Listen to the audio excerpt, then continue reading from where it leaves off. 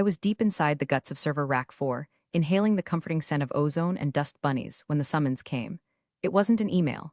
It was a nervous intern named Gary, shaking like a chihuahua passing a kidney stone, telling me that Mr. Tyler wanted to see me in the fishbowl. That's what we call the glass-walled conference room where careers go to die.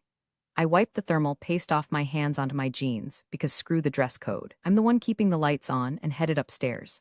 Now, before I tell you how I turned a Fortune 500 company into a brick in less than 2 hours, do me a favor.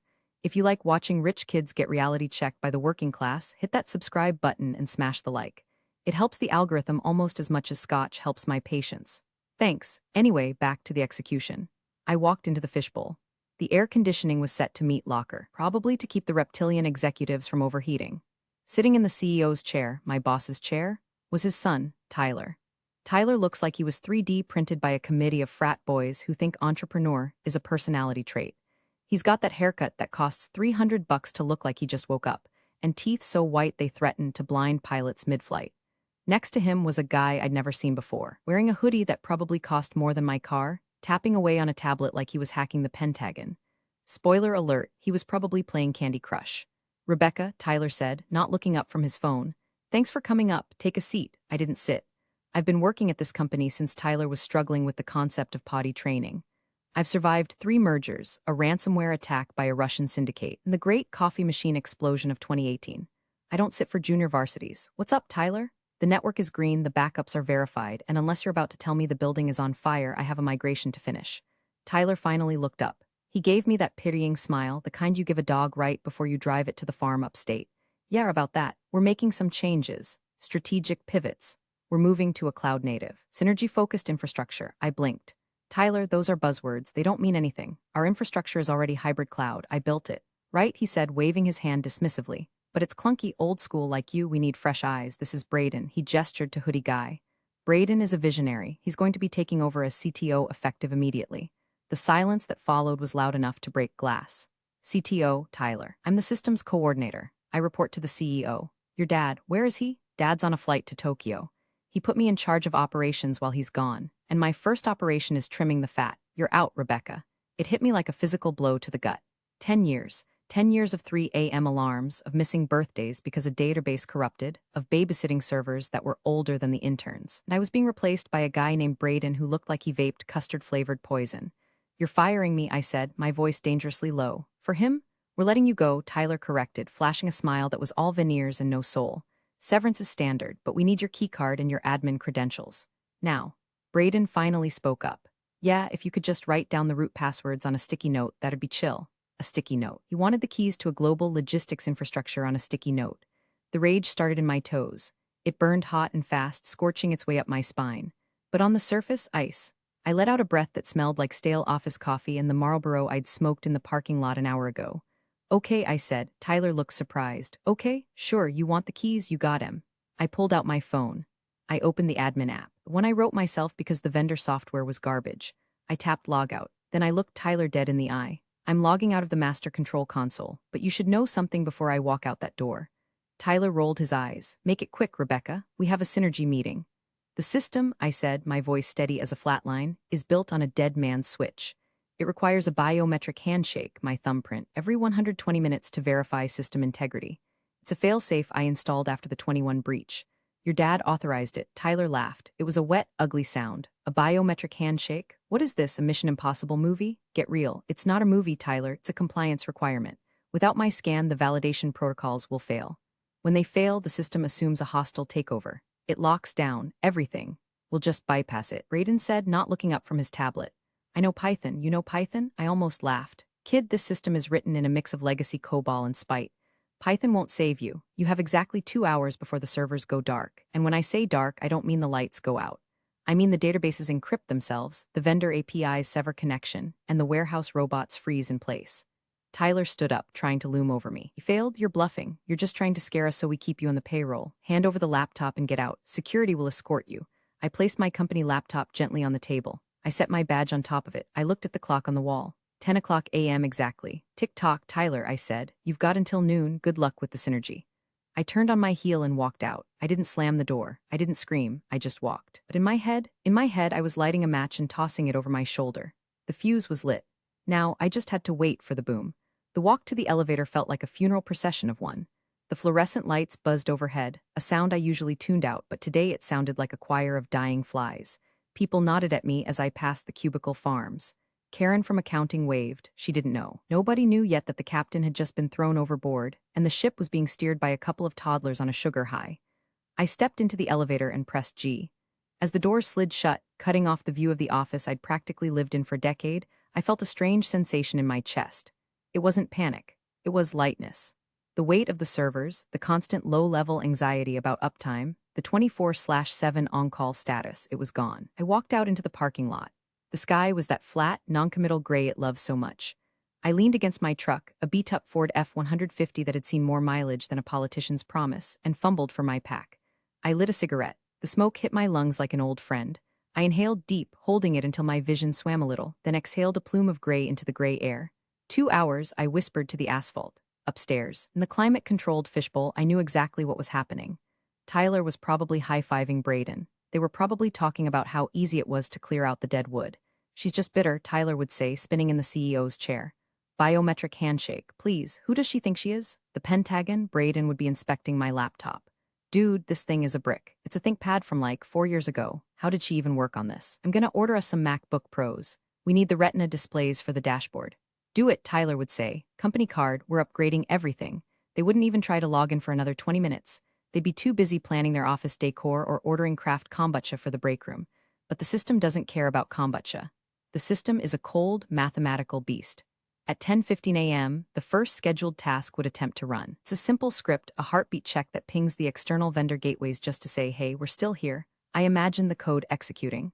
Line 402, check auth token. Line 403, verify biometric timestamp. The timestamp would be old. The system would frown, metaphorically speaking. It wouldn't panic yet. It would flag a soft warning.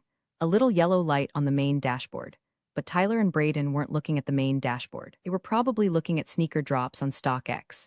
I finished my cigarette and ground the butt into the pavement with the heel of my boot. I wasn't going home, not yet. I had a front row seat to the apocalypse, and I wasn't going to miss the opening act. There's a dive bar across the street called the Library. It smells like sawdust and regrets. Perfect. I walked in, ordered a whiskey neat, and set my personal phone on the bar. I have a secondary notification system set up, a shadow relay that pings my personal device whenever the main server throws a critical error. I built it so I could know about fires before the help desk even picked up the phone. I hadn't disconnected it. Why would I? It was about to be the best entertainment in town. At 10:45 a.m., my phone buzzed. Notification. User admin failed login attempt. IP address, internal exec suite. I smirked into my glass. We're trying to get in. Hey, Braden would be saying, tapping at the keyboard with his sticky fingers. Tyler, it's not letting me in. It says access denied, guarantor key missing. Try password 123, Tyler would suggest, because he's an idiot. I tried that. I tried admin. I tried root. It's locked, dude. Call IT support, Tyler would snap. Tell them to reset the password. I took a sip of whiskey. The burn was pleasant. IT support was Dave. Dave is a good kid, but I trained him to never, ever touch the root directory without my written sign-off. My phone buzzed again. Notification, ticket hash 9942 created. Subject, can't log in, fix now. Priority low, priority low. Dave knew. Dave knew that if the request came from Tyler and didn't copy me, it went to the bottom of the pile. Her key, I muttered to the bartender, who was wiping a glass with a rag that looked dirtier than the glass. I think they don't need the key. Rough day? The bartender asked. Best day of my life, I said. Hit me again. The countdown was at 90 minutes. The heartbeat check had failed. The system was now moving from curious to suspicious. Next stop, paranoid, and trust me, you don't want a multi-million-dollar logistics network to get paranoid. It starts shutting doors you didn't even know were open. The whiskey was settling in, warming the cold knot of anger in my stomach. The bar was empty except for me and a guy in the corner playing a slot machine that sounded like a depressed carnival. My phone buzzed. 11:10 a.m. Notification, system alert, load balancing failure, node 4 unresponsive. Here we go. See, the way I built the infrastructure is like a house of cards, but glued together with very specific, very neurotic logic. Load balancer distributes traffic between our servers in Virginia and the backup site in Ireland. Every hour, it asks for permission to rotate the encryption keys. If it doesn't get the biometric handshake, it assumes the connection is compromised. It doesn't just stop, it protects itself. It starts cutting bridges. In the office, the lights would still be on. The coffee machine would still be working. But on the monitors in the logistics department, screens were starting to freeze. I could picture Sarah in dispatch. She's been there 20 years. She types with 2 fingers, but she can route a fleet of trucks across a blizzard with her eyes closed. She'd be hitting refresh right now. Why is the tracking spinning? She'd yell over the cubicle wall. Mine too, Mike from inventory would answer. I can't pull the manifest for the Chicago shipment. It says, awaiting guarantor verification, up in the fishbowl. Tyler and Braden were probably starting to sweat. Just a little, a light sheen on the forehead. My phone buzzed again, a text message. From Dave in IT. Dave, hey boss, strange request from the prince. He's screaming about passwords. Says you quit? Please tell me that's a joke. Also, dashboard is flashing yellow. What's going on? I didn't reply, not yet. Let them marinate. 10 minutes later. 11:20 a.m. The text wasn't from Dave this time. It was from an unknown number, but I knew who it was. Unknown, hey Rebecca, it's Tyler. Hope no hard feelings. Listen, quick question. Braden is having a little trouble syncing his credentials. Does the system really need your scan, or is there like a master code? Just need to push a small update. Thanks. Quick question. Small update. The language of the incompetent. I stared at the screen. I could hear his voice, that condescending, breezy tone that assumed the world existed to serve him. He thought this was a glitch. He thought I had put a password on a Word document. He didn't understand that he was sitting inside a submarine and he had just opened the screen door. I typed back, me, not a code, it's biometric. 40 minutes left, Tyler. I put the phone down. 11:30 a.m. The notifications on my Shadow app were coming in faster now, scrolling up the screen like the Matrix code. Critical database lock initiated. Critical API gateway timeout. Warning, external vendor FedEx connection severed. Warning, external vendor UPS connection severed. That was the big one. We're a logistics company. If we can't talk to the shippers, we aren't moving boxes. We're just a warehouse full of expensive junk. I closed my eyes and imagined the sound on the floor. The phones would be ringing now. Customers asking where their tracking numbers were. Drivers calling in from the road because their tablets had gone dead.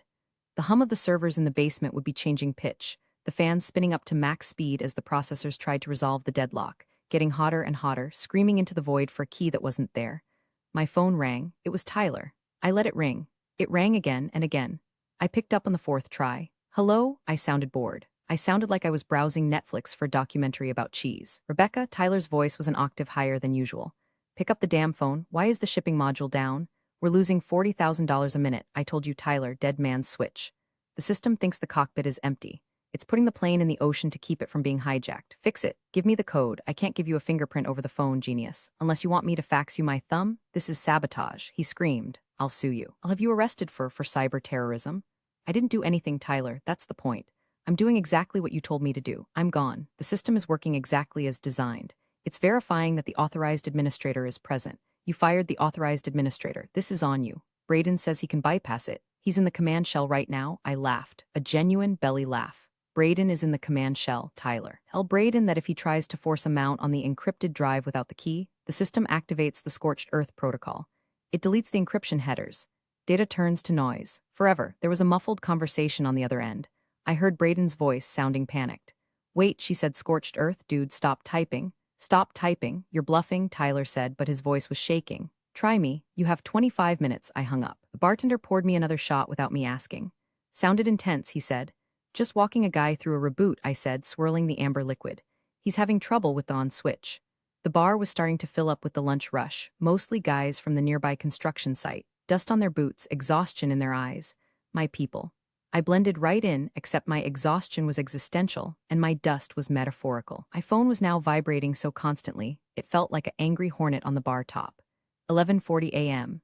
The internal chat threads were leaking. I'm still in the WhatsApp group for the night shift survivors, a group chat created 5 years ago during a blizzard when we were stuck in the office for 3 days. Sarah, dispatch. Anyone seen Rebecca? Tyler is running around the floor screaming at the servers. Literally screaming at the metal boxes. Ike inventory. Dave from IT says she got fired. Is that true? If she's gone, who the hell knows how to fix the legacy bridge? Dave IT, I'm hiding in the server closet. Braden just asked me what a Linux is. We're doomed. Lol, I smiled. They weren't panicking about the job, they were panicking about the incompetence. There's a difference. I knew Tyler's next move. When the toddler breaks the vase, he runs to Daddy. Tyler would be frantically dialing the CEO's private number. Dad, you gotta pick up. The computer is doing the thing, the lady broke it. But here's the beautiful part. The CEO, let's call him Mr. Sterling, is a man of habits. When he flies international, he flies disconnected. He calls it his Zen time. No Wi-Fi, no satellite phone unless the plane is crashing. He drinks aged scotch, reads spy novels, and sleeps. He was currently somewhere over the Pacific Ocean, cruising at 35,000 feet, blissfully unaware that his son was lighting his legacy on fire. 11:45 a.m. Tyler called me again. I ignored it, then a new number called. This is Rebecca, I answered, crunching on a pretzel. Miss Vance, this is Jonathan from OmniCorp Support, the external contractor. Hey, Jonathan, long time. How's the wife? She's good, Rebecca. Look, we just got a P1 emergency ticket from a guy named Tyler. He's demanding we remote in and disable the biometric lock on your core server. He says he's the acting CEO. He is, I said, technically. Okay, well, he's screaming. But here's the thing, I'm looking at the documentation you filed in 2021. The Guarantor Protocol. It says explicitly that any attempt to override the biometric lock remotely is a violation of the Federal Data Privacy Agreement we signed with the healthcare clients. If we force this, we trigger an audit, a federal audit. I took a slow sip of whiskey. That sounds accurate, Jonathan. Section 12A, paragraph 3? Right, so I can't do it. I literally cannot do it without losing my license and probably going to jail. I tried to explain this to him. He told me I was fired too. Sounds like him. Rebecca, what do you want me to do? The system is cascading. We're seeing packet loss in the 80% range. The warehouses are going dark. The robots have stopped moving. Do nothing, Jonathan. Follow the protocol. If you intervene, you're liable. Let it ride. He's threatening to sue OmniCorp. Let him. He can't sue you for following the compliance laws his father signed. Just document everything. Record the calls. Already doing it. Good luck, Rebecca. You're a stone-cold killer, you know that?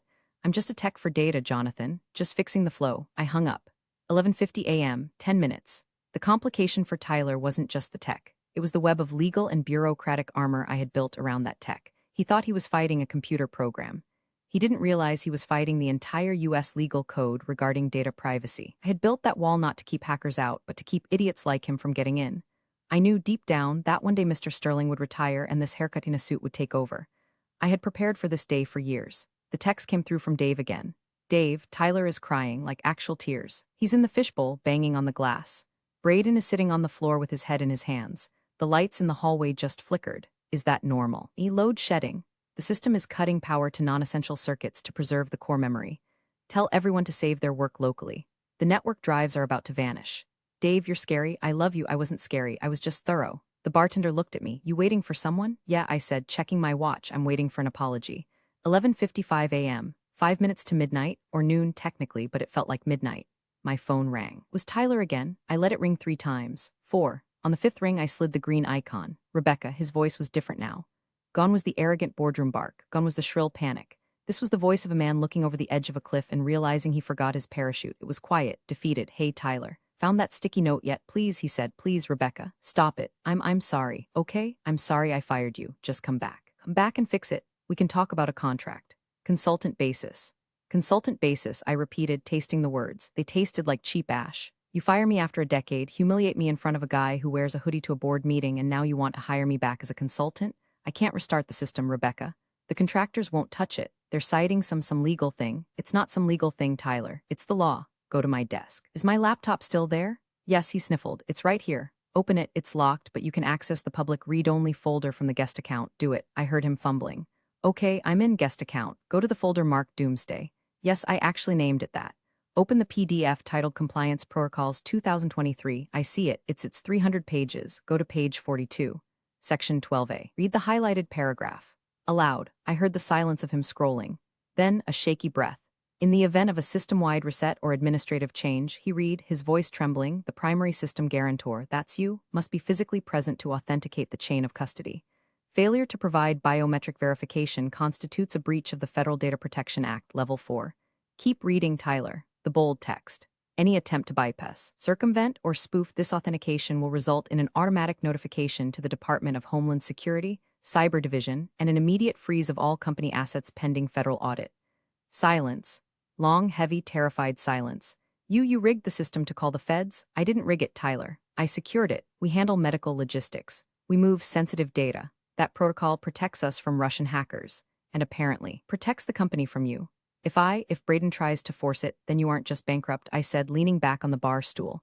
You're a felon, you'll be trading that Italian suit for an orange jumpsuit. And let me tell you, orange isn't your color. What do? He whispered. It was a plea. A child asking how to fix the lamp he broke. You can't do anything, I said. You have less than 2 minutes. If I'm not there to scan my thumb. System assumes you are a hostile actor. It shuts down, the databases lock, the keys are deleted, the company goes dark, and then the automatic report goes to Washington.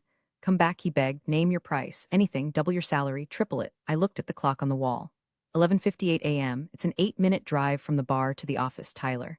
Even if I left right now, I wouldn't make it. No, don't say that. You wanted to trim the fat. I said coldly. Well, you cut the heart out instead. Hope you know CPR. Rebecca, wait, I hung up. 11:59 a.m. I watched the second hand on the analog clock above the bar. Tick, tick, tick. At noon exactly, the lights in the bar didn't flicker. The world didn't end.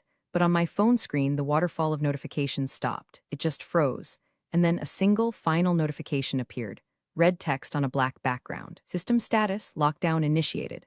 Assets frozen. Report filed. Boom, I whispered. I signaled the bartender. I'll close my tab but keep the bottle out. I have a feeling I'm going to have company soon. The thing about a building controlled by a central server is that you forget how much is actually controlled by the central server. It's not just email. It's the electronic door locks. It's the badge readers. It's the smart glass tinting on the windows. When the lockdown hit at noon, the smart building became a stupid prison. According to the play-by-play I was getting from Dave, who was now live streaming audio to the WhatsApp group, the office had turned into a scene from a disaster movie minus the zombies. Dave voice note, dude, the blinds just slammed shut, all of them at once. It's pitch black in here except for the emergency exit signs, and the AC just shut off. It's getting quiet, too quiet. Oh wait, Tyler is screaming again. I sat in the bar, sipping water now. I needed to be sharp for the finale. Back at the office, the reality of the freeze was setting in. The warehouse robots, those little orange automated units that scurry around the floor picking boxes, had all stopped. Dead, in the middle of the aisles. A frantic manager from the warehouse floor called the fishbowl line. Tyler, the bots are dead. We have trucks at the dock waiting to load and we can't move the pallets. The inventory system is showing a skull and crossbones. Okay, I didn't program a skull and crossbones. That was dramatic license by the manager. But the default error screen is a stark black box that says fatal exception. Pretty close. Then came the defection.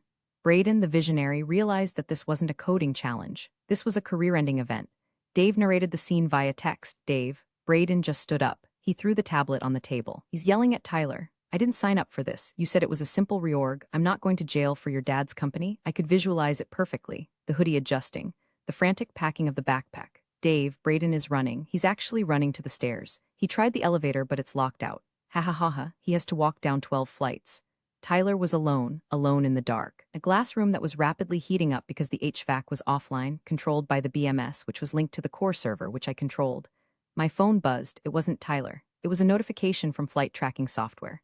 I had an alert set for Mr. Sterling's tail number. Status change, flight 808, diverted, I tapped the details. Reason, medical emergency on board? No. Reason, passenger request / priority landing. The old man had internet again. Maybe the plane dipped low enough, or maybe he finally paid for the insanely expensive Wi-Fi. Either way, he knew, you can't hide a forest fire when the smoke is visible from space. My phone rang. It was a number I hadn't seen in years, a personal number. Rebecca, the voice was gravel and steel. Mr. Sterling, hello, sir. Enjoying the flight? Cut the crap, Vance. I'm looking at a dashboard that tells me my company has ceased to exist. I'm looking at a notification from the DHS asking if we've been compromised by a foreign state. And I have 40 missed calls from my son. Sounds stressful, sir. Tyler says you went rogue. He says you hacked the system and are holding it for ransom. Tyler lies, sir. You know that. I didn't hack anything. I was terminated. I was asked to leave the premises. I logged out as per security protocol. The system is simply waiting for the authorized guarantor to log back in. That's not a hack. That's the lock on the front door working exactly as you paid for it to work.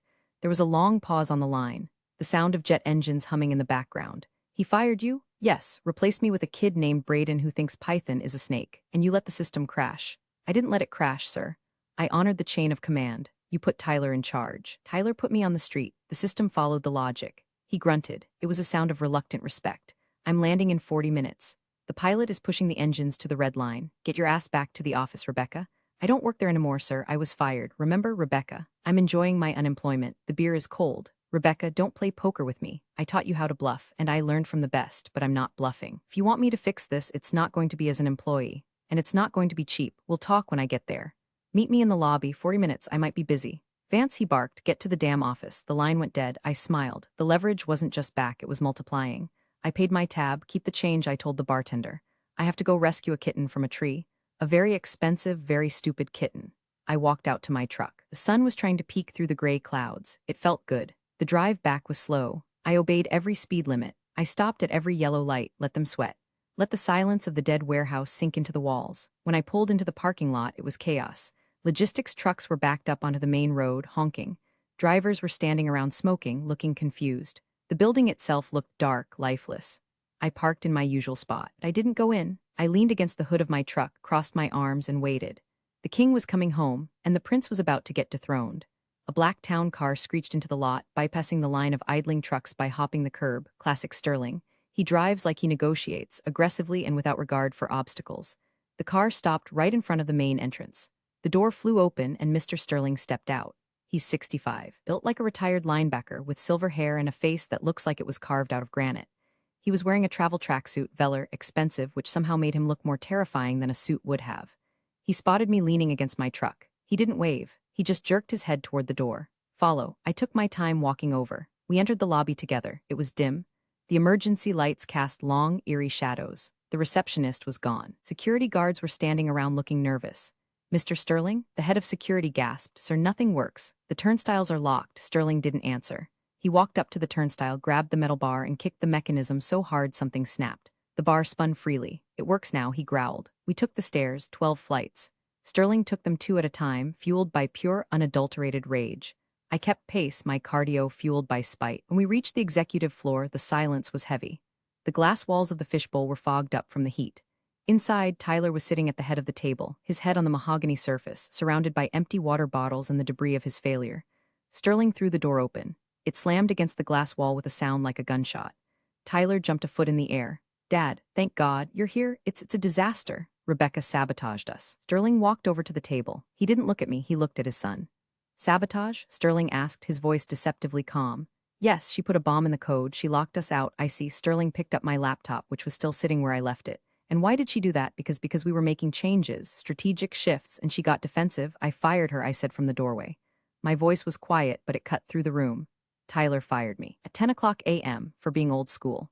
Sterling turned to Tyler. You fired the system's guarantor. While I was over the ocean? While we have 3 major contracts pending renewal? She's dead weight, Dad, Braden said. Braden? Sterling looked around. Where is this, Braden? He had to leave. Family emergency. He ran, I clarified.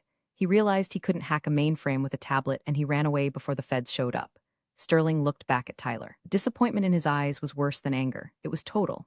Tyler, Sterling said. Do you know why Rebecca is the guarantor? Do you know why I pay her more than the VP of sales? She's just IT, Dad. We can hire 10 guys in India to do her job. No, Sterling roared. The sound echoed off the glass. We cannot, because Rebecca built the architecture that allows us to bypass customs preclearance.